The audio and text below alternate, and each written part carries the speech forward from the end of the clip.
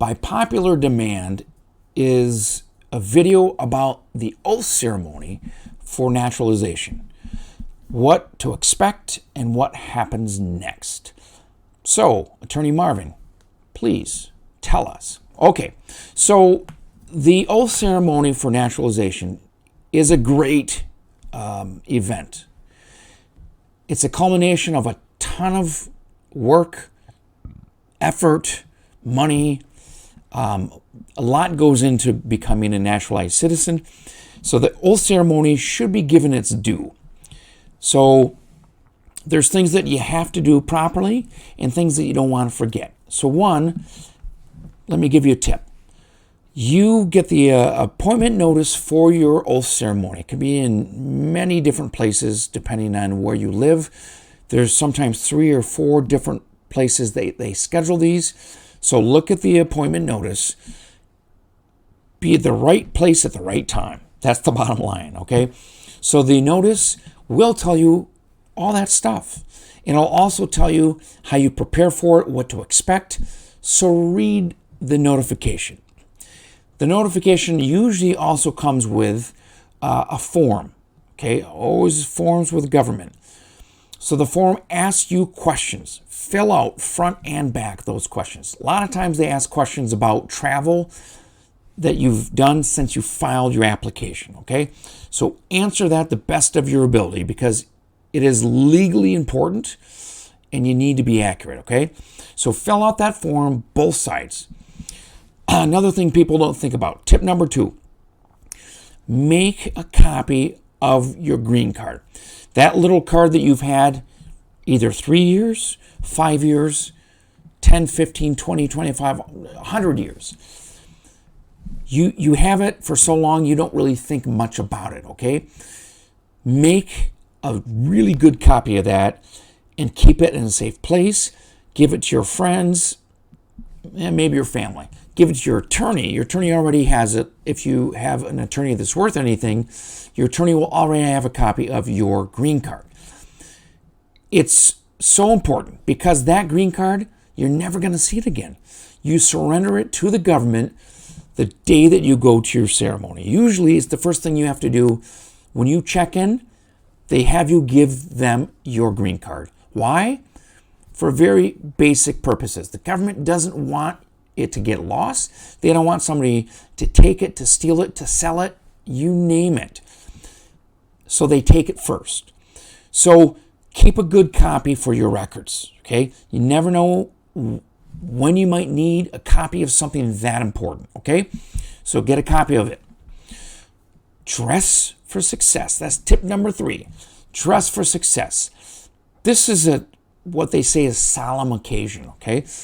This is important, okay? People might think, oh, whatever, it's just a ceremony. Pretty darn important that you play the part. You will be grateful that you do because your pictures, you'll look professional, you'll look happy, you will look accomplished, okay? So dress appropriately, not just for the future, but it'll make you feel darn good. You're there, you're with your family. This is a very important occasion, and you should look and feel the part. It will make you feel good, believe me. So dress for success. Tip number 4 is about your naturalization certificate. You're going to get the certificate when you go across the stage and you shake hands with a judge or however they do it in your jurisdiction.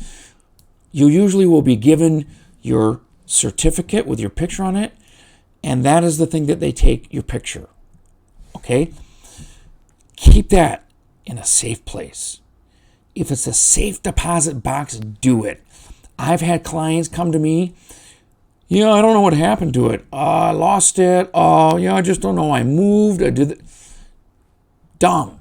Do not lose that.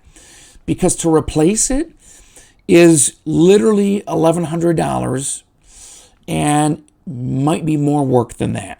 Because immigration, they consider that a sensitive document and they make you jump through hoops, pay money, and they're not nice about it, okay? Because, again, something that serious shouldn't be lost. And you shouldn't have to be reminded to not lose something that important. So immigration, they're quite nasty about it if they have to help you replace it. Keep it in a good, safe place. Make a darn good color copy of that too. And give a copy to your attorney, okay? Because even if you don't have the original, if you have a great copy of it, sometimes that's just as good, okay? So that's tip number 4. So tip number 5 is, what do you do after your ceremony, okay? After your ceremony is conducted, you complete your passport request. So you now are a U.S. citizen and you have the right to get a United States passport.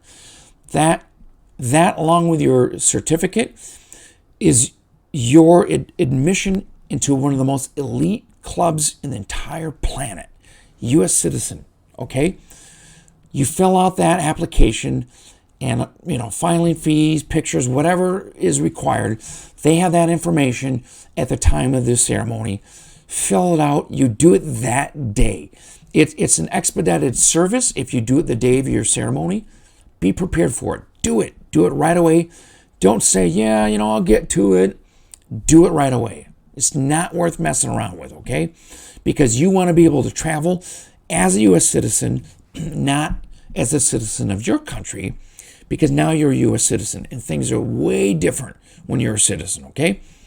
So what else can you do?